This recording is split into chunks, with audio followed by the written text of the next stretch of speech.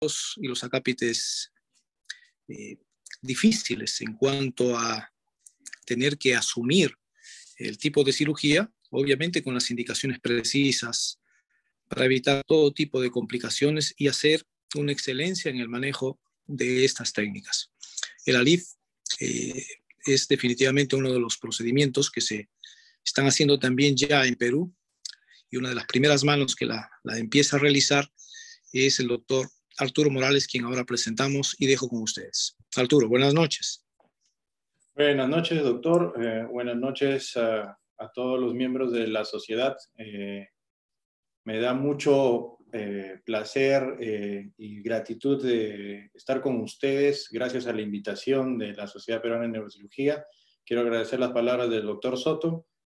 Cierto, fue uno de mis primeros mentores en neurocirugía. Me llevaba a operar cuando eran mis primeros días, mis primeros pasos como residente. Pero bueno, sin más para alargar este tema, les voy a compartir mi pantalla para comenzar sobre el tema que nos trae hoy día, que es el ALIF. Bueno, no quiero aburrirlos. Vamos a comenzar la experiencia que tengo desde el 2017 hasta el 2021, que le he venido realizando junto con otros médicos este tema del abordaje anterior. Y bueno, para introducirlos un poco en la breve historia y no hacerla muy larga, ¿no? El abordaje de ALIF comenzó hace mucho tiempo ya, en 1906, que es un abordaje que lo hacían principalmente para los problemas de espondilolistesis y para los abscesos tuberculosis. Ya esto ha ido evolucionando rápidamente. Primero fue transperitoneal y posteriormente fue ya retroperitoneal. Y hoy en día, a partir de 1997 y ya en el 2002 con Brau, ¿no? Se hizo los abordajes mínimamente invasivos o mini retroperitoneal, lo que conocemos hoy en día como el abordaje mini ALIF. ¿Qué es lo importante en este abordaje mini ALIF, ¿no? Como sabemos, hay muchos abordajes hoy día anteriores, ¿no? Como es el abordaje anterior, el abordaje oblicuo o el abordaje lateral. Todos estos, con las técnicas mínimamente invasivas, han hecho algo muy importante en la cirugía de columna hoy en día, ¿no? Lo que tenemos nosotros es el abordaje por vía anterior, ALIF. Yo creo que más adelante tendremos todo y podremos avanzar más. Y lo importante es tener un corredor quirúrgico seguro hacia la columna lumbar anterior. Les invito a leer este artículo, que es el que les mencioné anteriormente, realizado por Brau. Salvador Brau es un cirujano de abordaje, como se llama en Estados Unidos, es un cirujano de tórax y cardiovascular, que hizo este artículo con todas las descripciones, procedimientos, resultados y complicaciones de un abordaje seguro, mínimamente invasivo a la parte retroperitoneal para abordar y hacer el ALIF.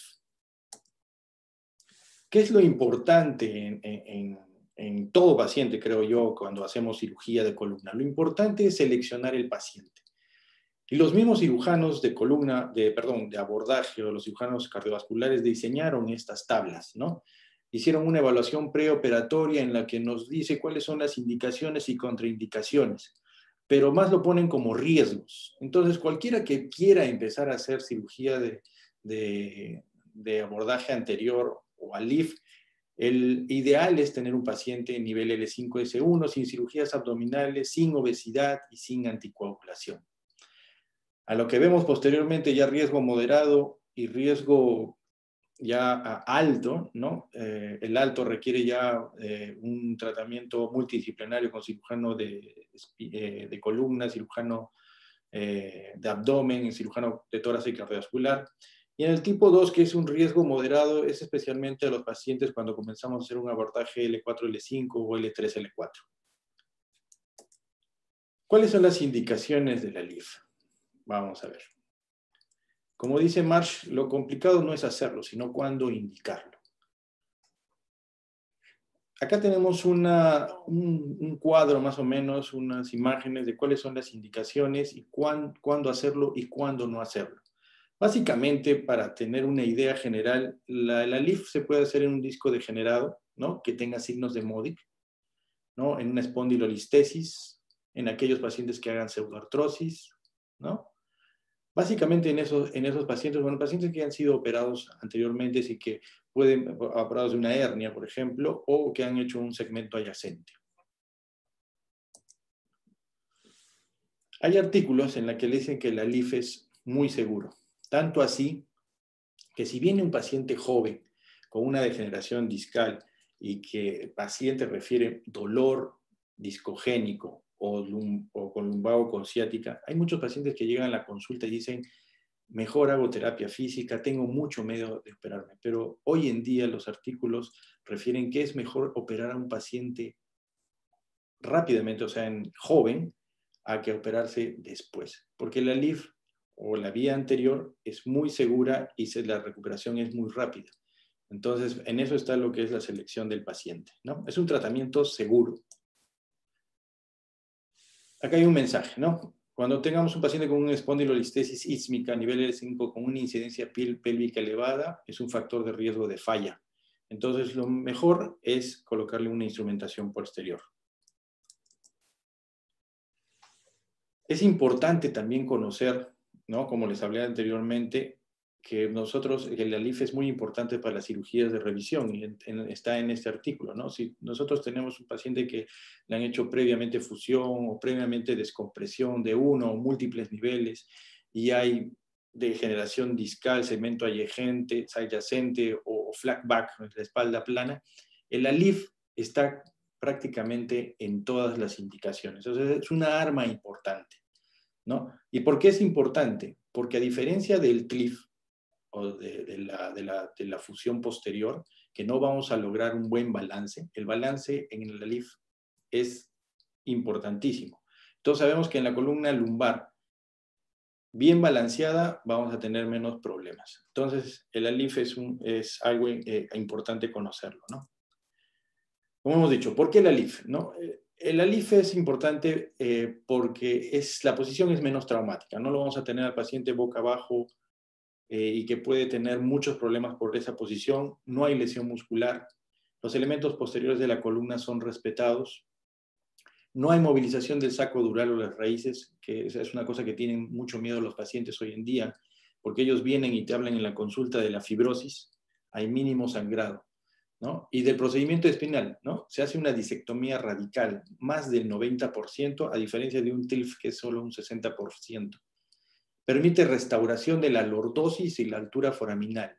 O sea, con la elevación de la altura discal ya estamos quitándole presión a las articulaciones, a las facetas, disminuimos la tensión del ligamento longitudinal posterior, anterior, de la tensión de los ligamentos interespinosos. Todo eso se acomoda. Hay una amplia área de superficie para la fusión. El riesgo de pseudoartrosis con el ALIF es mucho menor, es muy significativo en problemas de pseudoartrosis. Es decir, los pacientes que van con el ALIF a fusión generalmente es más del 95%, a diferencia de un TLIF que puede llegar, ¿cómo se llama?, hasta 90%, ¿no? Y las tasas de infección son muy bajas y también el bajo uso de rayos X, ¿no? A diferencia de un TLIF mínimamente invasivo por vía posterior. Las desventajas, bueno, las desventajas son cuando pasa algo durante nuestra cirugía, ¿no? Puede haber hernias de pared abdominal, lesión del peritoneo, lesión de los órganos retroperitoneales. Lo que hemos escuchado mucho con esto que es la eyaculación retrógrada, sequedad vaginal, daños vasculares o de uréter, ¿no? Y del procedimiento, muchas veces que dicen, hacer stand-alone, no, porque no va a funcionar. Yo les voy a comprobar posteriormente que eso no es cierto. Dificultad para ampliar el canal espinal teniendo que remover estructuras del arco posterior. Bueno, eso es algo muy relativo. ¿Hay contraindicaciones para el ALIF? Obviamente que sí hay, ¿no? Pero mucho va a depender de la experiencia del cirujano. Entre las contraindicaciones tenemos, bueno, factores vasculares, las enfermedades, cuando el paciente tiene ateromas, ¿no? Aneurismas aortoilíacos, variantes anatómicas, pacientes que le han hecho una colectomía o tienen cirugías de abdomen extensas, ¿no? Reparaciones de hernias inguinales, obesos, historias de tromboembolismo pulmonar, en los pacientes que le han hecho radioterapia Y una contraindicación a veces relativa es que a veces no tienen un cirujano de acceso vascular que pueda ayudarlos, ¿no? Entre las contraindicaciones espinales tenemos la osteoporosis, porque si el paciente tiene osteoporosis, lo más probable es que haya subsidencia. Una hernia discal extruida, ya que esté migrada, ¿no? Especialmente cuando está migrada, porque tenemos que hacer un gesto posterior. Y, bueno, lo mismo, la necesidad de descompresión posterior directa en las estenosis de canal. Como les dije, la obesidad es un problema, es una complicación, es un paciente que probablemente vaya a la complicación. Entonces es necesario advertirle al paciente que puede hacer ilio, complicaciones de las heridas, infecciones urinarias. Es importante la revisión de las imágenes, ¿no? Y tenemos un armamentario enorme en la imagen, ¿no? Tenemos las resonancias, los rayos X, la tomografía y la angiotomografía que nos sirve para ver los vasos. Dentro de todo esto, lo más importante es reconocer los vasos en las imágenes axiales de la resonancia, porque esto nos va a ayudar en ver cómo están los vasos y si es un paciente ideal, favorable o desfavorable, cuando no tenemos en las ilíacas, en las venas ilíacas, una grasa posterior que nos ayude para la disección. Pero eso también es relativo, pero es importante identificar la grasa retrovascular en aquellos que recién están iniciando con este tipo de abordajes. Otra parte importante es reconocer la vértebra transicional, porque cuando tenemos vértebra transicional tenemos que ver cómo está la cava. A veces tiene una bifurcación baja y se comporta como un L4-L5, o tiene una bifurcación alta y se comporta como un L5-S1. Eso es importante reconocerlo. Bueno, el uso de la angiotomografía, ¿no? Es importante, ¿no? En aquellos que recién también están empezando, ayuda mucho en el planeamiento, ¿no? Y ver cómo están los vasos para si tienen algunas dudas al momento de abordarlo, ¿no? Bueno, le quiero mostrar la experiencia, ¿no? Tengo ya hasta la fecha una serie de 85 pacientes, ¿no? Se usaron dos tipos de dispositivos que los tenemos acá en el país. Se hicieron una estadística ordenándolo en tiempo operatorio, estancia hospitalaria, el dolor expresado en la escala análoga, el EVA, pre- y posoperatorio y pérdida sanguínea. La técnica quirúrgica hasta la fecha es la retroperitoneal, la que conocemos con abordajes de 1, 2 y 3 niveles de DL3 a S1. Bueno, dentro de la técnica quirúrgica, lo más importante es conocer la anatomía, ¿no? Tanto retroperitoneal como de la pared abdominal. Esos son los tipos de incisiones. Ese gráfico es de Brau, es del trabajo de la investigación de Brau, cómo hace sus tipos de abordajes, ¿no? Puede ser, cuando es L5, S1 puede ser derecho o izquierdo. Yo siempre he recomendado comenzar en L5, S1 por el lado derecho, por muchos factores, ¿no? Que tiene la anatomía por ese lado, y también porque si tenemos que hacer una cirugía de revisión, tenemos el lado izquierdo, ¿no? O si vamos a abordar en algún momento L4, L5, L3, L4, tenemos el lado izquierdo libre. También hacemos incisiones verticales, especialmente en los pacientes que vamos a abordar en el L3, L4 o L4, L5. Y lo más importante de esto que posteriormente les mostraré es el plano de disección. Lo que se ve después de separar el músculo recto, se ve una grasa, que ese es el plano de disección, es por donde vamos a ingresar al retroperitoneo. No me voy a alargar en esto. El retroperitoneo, como lo describió Brau, generalmente la disección es Roma, la hacemos solamente con torundas, sponge y el dedo. Y lo más importante es reconocer en la parte L5, S1 la anatomía vascular anterior, ¿no? Dónde está la sacra media, por dónde bajan también el plexo hipogástrico para evitar lo que es la eyaculación retrógrada. Y cuando vamos a abordar L4, L5 o L3, L4, importante reconocer la vena iliolumbar, ¿no? La vena iliolumbar, que generalmente nace de la ilíaca, ¿no? Izquierda, tiene un trayecto como la raíz de L5 y se esconde por debajo del psoas. Generalmente es aquí donde se produce el mayor daño vascular y donde hay mayor sangrado. La vena iliolumbar también tiene una serie de estudios porque esta es la parte en la que más se produce lesiones del vaso, es por eso que la estudian bastante, para ver cuáles son todas sus variantes anatómicas.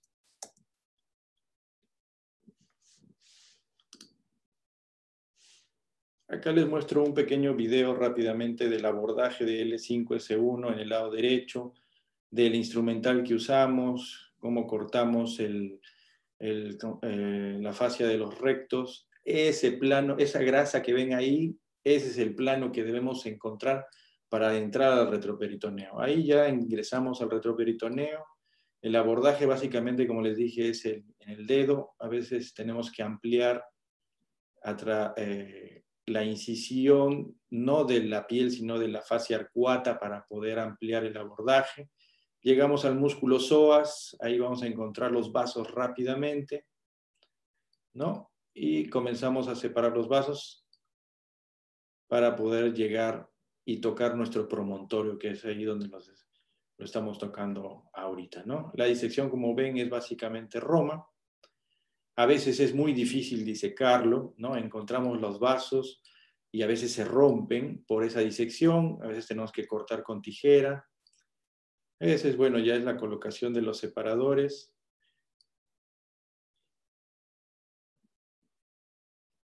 Que nos va a ayudar. Es importante tener los retractores, ¿no? Y ese es ya como tenemos el disco ya expuesto y cómo lo sacamos. Voy a pasarlo. Acá tenemos un video de lo que es la disección del espacio anterior de L4 y L5. Identificar la vena iliolumbar.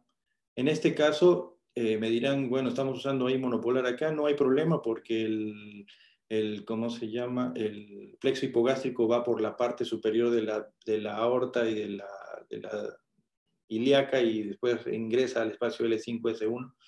Ahí lo que tenemos es el plexo parasimpático, pero está por debajo del psoas. Lo podemos identificar porque el simpático es grande, ¿no? Se identifica fácilmente. Y a veces usar el monopolar es mucho más rápido y seguro para disecar.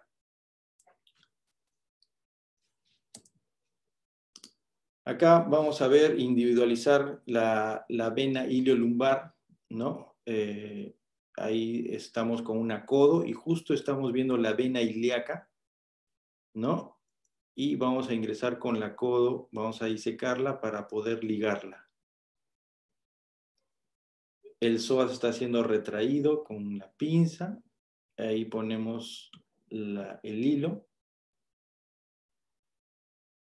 Y con eso ligamos, ¿no? Esa es la vena iliolumbar.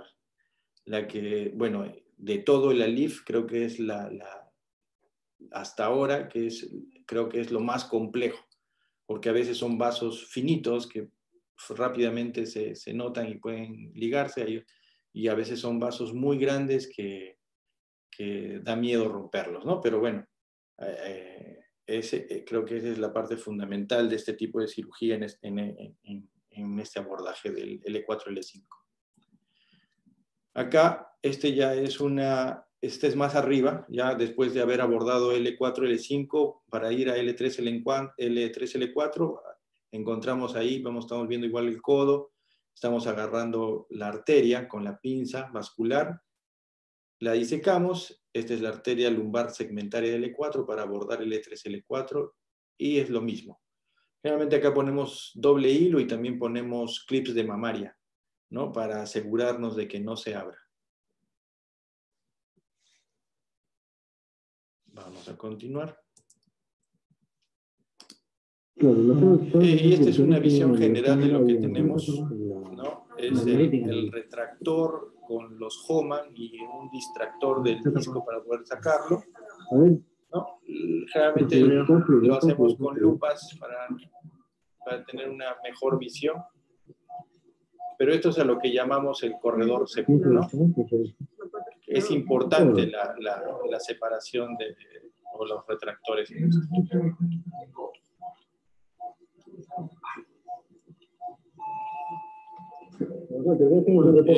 Todo el instrumental que usamos, ¿no?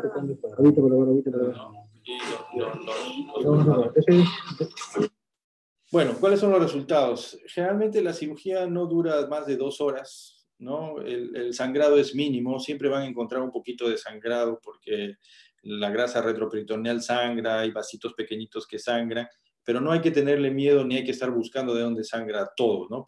Básicamente, si no es un sangrado abundante que llena, el sangrado mínimo se puede dejar y la misma grasa retroperitoneal va a ser hemostasia.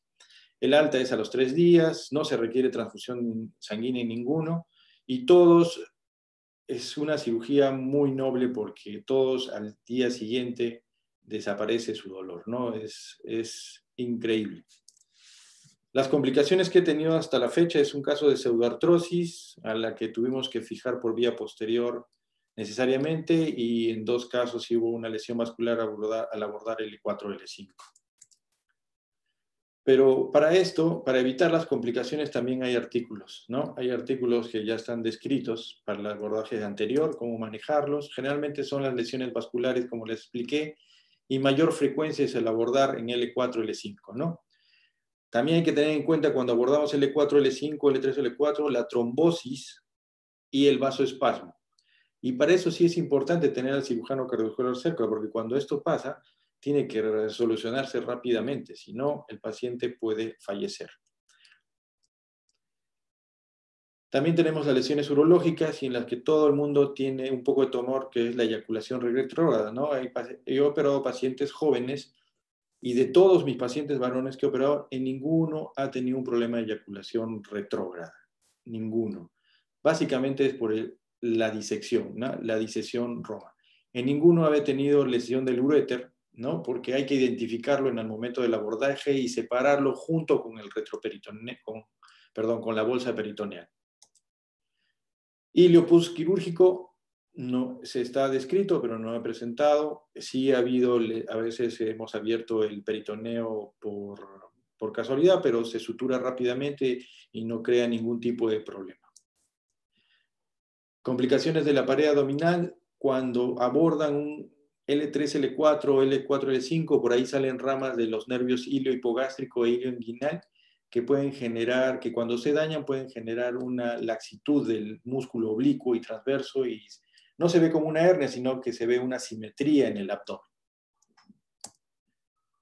Hernias ventrales, cuando no se cierra bien, se forma la hernia de Spiegel, ¿no? Cuando no hay un buen cierre, o sea, por donde ingresamos, que es la fascia de Spiegel, puede haber una hernia ahí cuando no hacemos un buen cierre. Bueno, otras complicaciones, colección de fluidos, puede haber linfoceles, puede haber hematomas, y eso, los hematomas pueden crear un hilio. Si ustedes tienen un paciente que le hacen una LIF y tiene el paciente un hilio, tienen que sospechar en que puede haber un hematoma. Y complicaciones tardías están la pseudoartrosis, la subsidencia y la malposición de la caja. O sea, no está central. Y cuando ponen los tornillos puede salirse por un costado y eso puede crear radiculopatía, que hay que tenerlo en cuenta. El mensaje acá que el stand-alone tiene un alto porcentaje de fusión y eso está descrito y hay datos radiológicos sobre eso. O sea, con este tipo de caja, si usan una caja con 4 tornillos, el stand-alone es muy seguro. Pero si usan una caja que tiene 2 tornillos o un tornillo, ¿no? Como las que hay acá en el país, hay que sí fijarlos por vía posterior.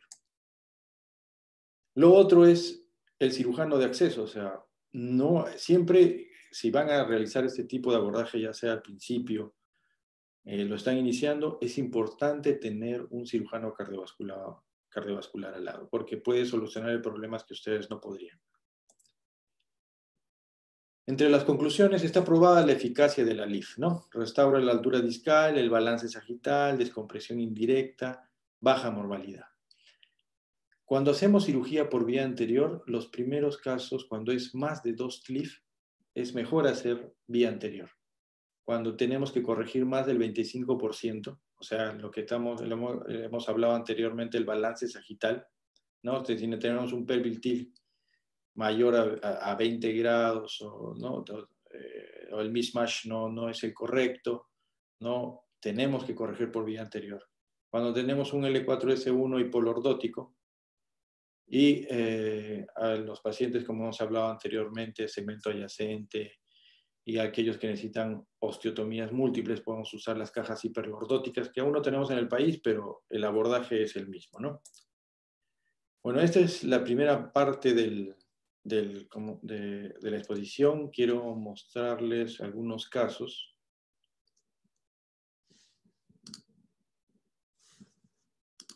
Rápidamente.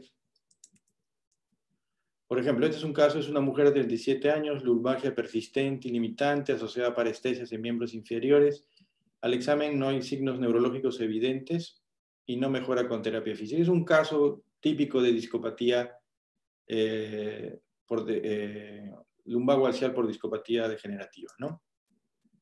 En el paciente tiene una discopatía degenerativa en L4 y L5 y en L5S1. Ahí vemos los niveles.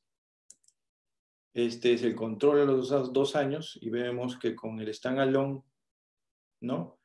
El paciente ha fusionado y la altura se restaura, ya no hay hernias, canal totalmente libre. Otro caso, varón de 57 años, hipertenso, en sobrepeso, operado anteriormente por una misma sintomatología con mejoría parcial. Y el paciente tiene ciática bilateral, crónica, persistente y limitante, claudicación neurogénica. No mejora con medicina física.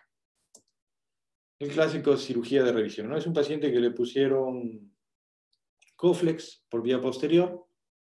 Vemos que hay un desbalance, ¿no? Aplicamos lo que es de la cirugía de revisión. Hacemos nuestra evaluación del balance sagital. Vemos que en la funcional hay una inestabilidad en L4, L5. Medimos los niveles. Este es el segmento L4, L5. Vemos una estenosis foraminal y de recesos laterales. En L3, L4 vemos algo similar. Y lo que hacemos es la fijación por vía posterior y anterior, ¿no? Un doble abordaje, pero restaurando el balance. Este es su control también ya a los 2 años. Miren el segmento L4, L5, si compararon con el anterior, cómo ha abierto el espacio foraminal, es significativo, ¿no? Y este es el control a los 2 años de la tomografía, en la que también se ve fusión, ¿no? Que es lo más importante. Un paciente varón de 57 años, operado a mediados de diciembre por un cuadro de lumbago con ciática derecha. Le realizaron un MIS-TLIF L4, L5 con fijación hasta S1. Anteriormente, mejoró los primeros meses, pero a los 3 meses presenta el lumbago axial persistente que no mejoraba. O sea, mejora de su problema ciático, pero el dolor lumbar que comienza a ser persistente y constante. Entonces, le hacemos las imágenes y lo que encontramos es un caso de pseudoartrosis. Al principio el paciente no quería operarse o reoperarse, tenía temor de una nueva cirugía, ¿no? Vimos que a los 6 meses seguía con el dolor y el paciente es cuando decide nuevamente operarse. Le hacemos un abordaje anterior, sacamos la caja de L4, L5, pusimos y restauramos L5S1 el balance y vemos cómo ya posteriormente el control a los 4 meses post cirugía ya hizo fusión. El paciente ya no presenta dolor. Estos son los casos de vértebra transicional. Paciente de 31 años, lumbalgia persistente, dolor radicular en miembro inferior derecho. Como vemos acá, vértebra transicional se comporta como un L5S1. La flecha roja nos indica que hay un espacio que podemos abordar por vía anterior. Entonces le hacemos el abordaje vía anterior, es el control posoperatorio inmediato. Otra vértebra transicional, ¿no? Este es un paciente que ya, ¿cómo se llama? Control postquirúrgico al año, ¿no? El mismo paciente, perdón, control postquirúrgico al año, vemos fusión. Esta es otra vértebra transicional, un paciente también con lumbago persistente, dolor radicular, pero a diferencia del anterior, no tiene una vía anterior por entre L5 y S1. O sea, hay que abordarlo a través, como si fuera un L4, L5. Por eso es importante evaluar las imágenes. Y el segmento L3, L4, ahí vemos la arteria ilíaca y el espacio por donde también vamos a ingresar. Y este es el control postoperatorio inmediato. Le hicimos un abordaje izquierdo vertical. Esa es una miscelánea, mujer de 36 años, lumbago persistente sin irradiación. Como vemos en la imagen previa a cirugía, tiene discopatía L4, L5 y L5, S1, y tiene también un disco degenerado en L3, L4, y decidimos hacer un abordaje multinivel desde L3 a S1. Este es el control al mes. La paciente está yendo bien, sin ningún problema. Le hicimos el control para ver la posición de las cajas.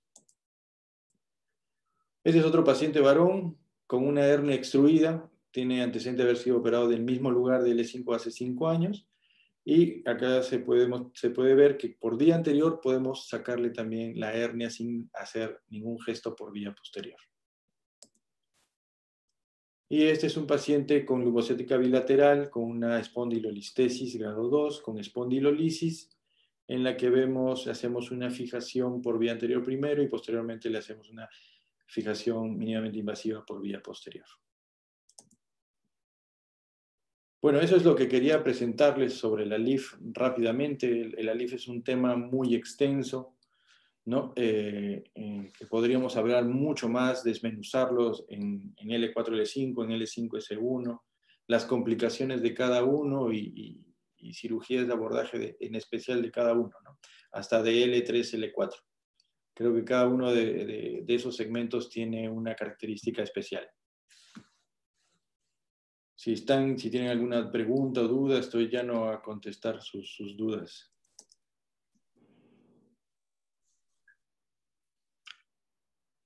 Perfecto, vamos. Bueno, muy agradecido, Arturo.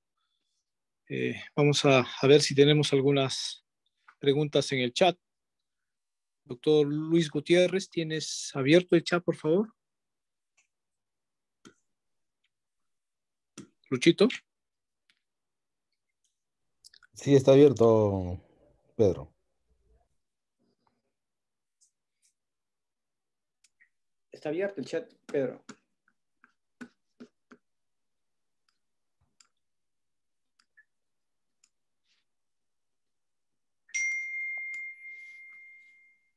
Pedro, en la parte de preguntas y respuestas hay una pregunta del doctor Urquizo. Sí, acá la estoy viendo. Acá dice, el doctor pregunta si existen 2 momentos durante la LIF, el abordaje mismo y el trabajo del disco. ¿Cuál cree que es el momento crucial? Mire, según lo que dicen los artículos, o sea, en mi experiencia creo que el momento más crucial es el abordaje, ¿no? Porque, bueno, en L5, S1 no hay mayor problema, pero en L4, L5 sí es un poquito más cuidadoso. Pero los artículos lo que refieren es que donde se producen la mayor cantidad de complicaciones es cuando hacen la microdisectomía. ¿Por qué? Porque es ahí a veces cuando uno, por el afán de sacar el disco, no todos los discos van a ser iguales, ¿ah? Eso es cierto, o sea, cuando vamos a sacar un disco por vía anterior, tenemos muchos pacientes como que han sido operados, ¿cómo se llama? O les han puesto ozono, luego les han hecho nucleoplastía, o en algún momento me ha tocado pacientes que hasta en alguna vez han tenido una probable discitis, ¿no? Que vendría a ser una contraindicación relativa para ingresar a la LIF. Entonces, todas esas diferencias a veces nos hacen tener dificultades para hacer fácilmente la disectomía. Entonces, cuando se hace la disectomía prolija que uno quiere y desea, a veces la cureta, ¿no? O la Kerrison se nos va y ahí es donde refieren los artículos que se produce la mayor cantidad de lesiones de los vasos.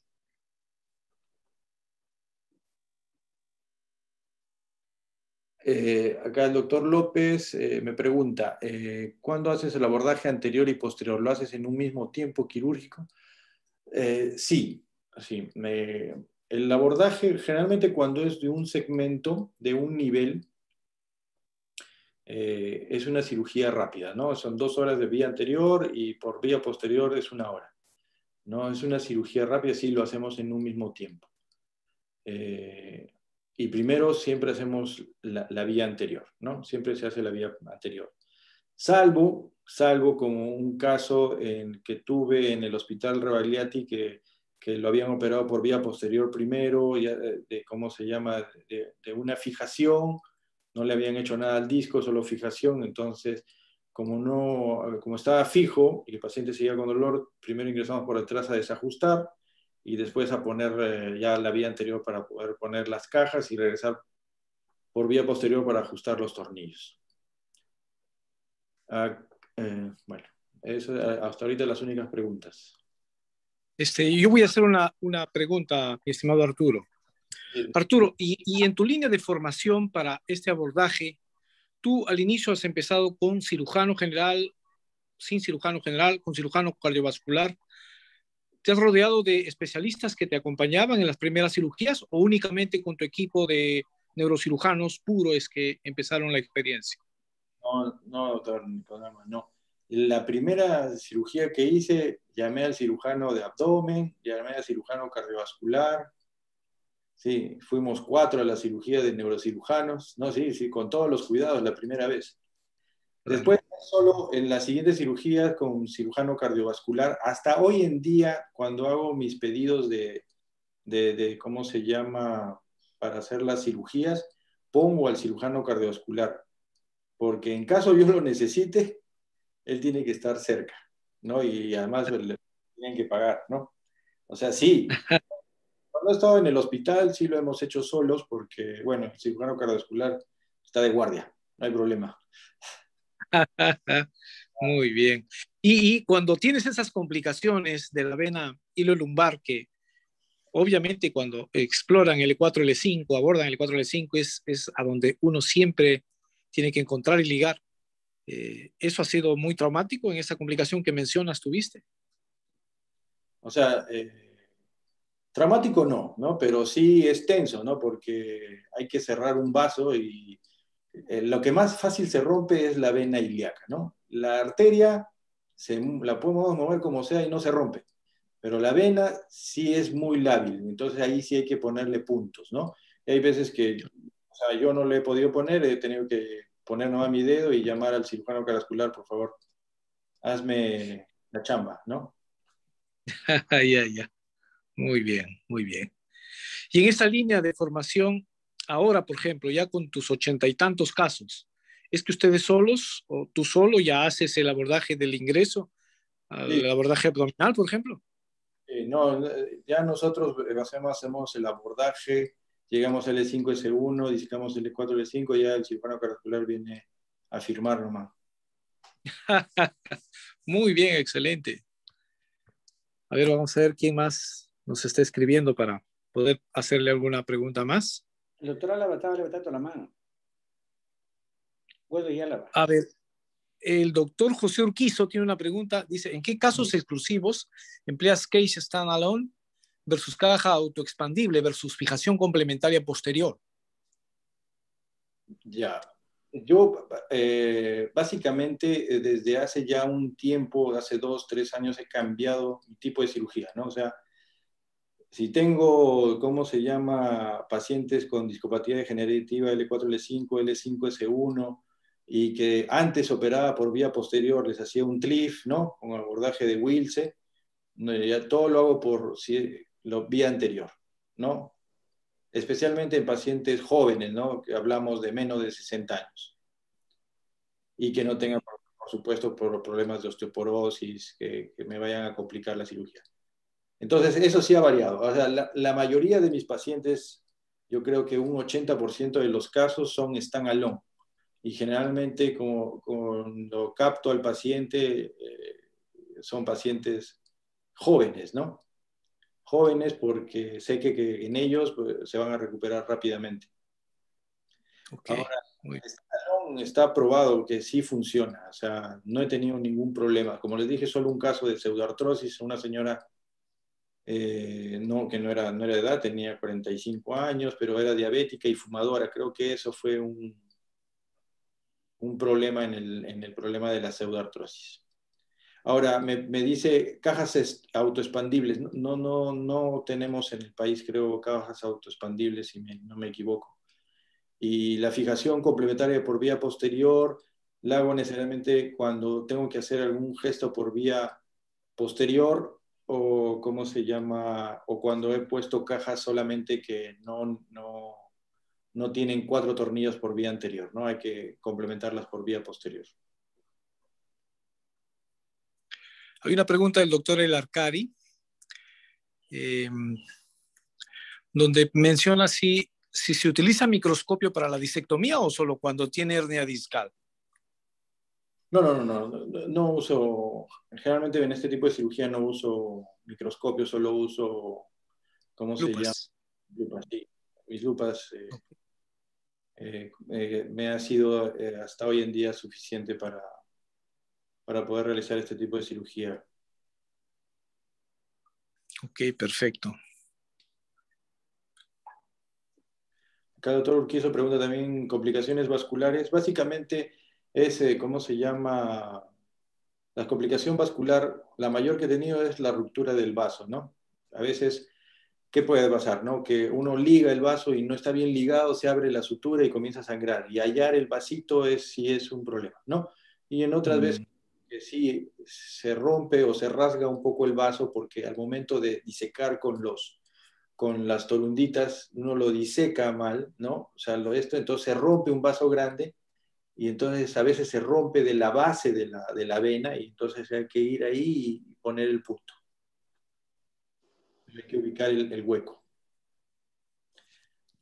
Complicaciones mayores como trombosis o vasoespasmo no hemos tenido felizmente. En ninguno de los casos ha habido ni trombosis ni otras complicaciones vasculares. No, ni otras complicaciones vasculares, no. Perfecto, perfecto. ¿Y qué tipo de implante óseo se utiliza? Usamos el injerto óseo desmineralizado. Ese es el único que usamos. Correcto. ¿No? A veces no tenemos acá la proteína morfogenética, pero tampoco sería muy recomendable usarla, ¿no? Por todas sus complicaciones que pueda tener. Claro, por supuesto. Muy bien. Excelente. Muy agradecido. Bueno, al igual que todos nuestros oyentes en el momento, queremos agradecer infinitamente a nuestro interlocutor, el doctor Arturo Morales, por su excelente presentación. Gracias por compartir su experiencia ahora en el seno de la Sociedad Peruana de Neurocirugía en este comité de columna. Y bien, lo vamos a despedir muy agradecido, doctor. Muchas gracias a nombre de la Sociedad Peruana de Neurocirugía y de todos nosotros. Muchas gracias, doctores. Muchas gracias. Gracias a todos. Ok, muchas gracias Arturo, Pedro, y lo esperamos el próximo martes en la sesión de incorporación de la sociedad. Gracias a todos. Muy buenas noches. Gracias. Gracias. Buenas noches.